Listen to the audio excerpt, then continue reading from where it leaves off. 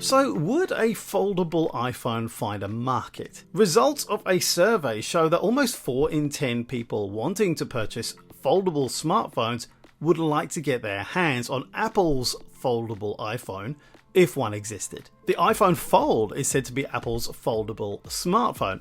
Maybe, just maybe, hitting shelves by 2025. Seems like there's already people ready to buy it when it goes on sale. A US survey conducted by Counterpoint revealed that about 28% of current smartphone users are very likely to purchase a foldable device as their next phone. Out of the ones who answered the survey, 39% went for an Apple foldable. Samsung, who already have foldable smartphones, have a 46% share, which makes them the top choice, and Motorola have 6%, making them third. Foldables could also motivate a decent level of brand loyalty, as the survey said 92% of Samsung users plan to stick with Samsung for a foldable purchase. The iPhone Fold could be a hit with people with bigger wallets. Almost half of those earning $10,000 a month or more said they're likely to pick up a foldable phone on their next buy. People were into the flip phone kind of foldable, with a fold on the short side of the device. A book-shaped device with a fold down the middle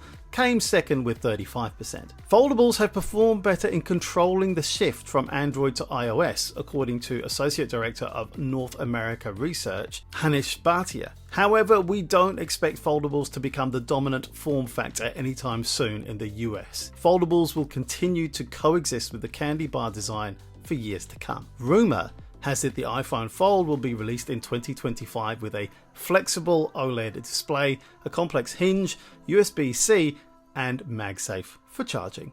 We'll wait and see.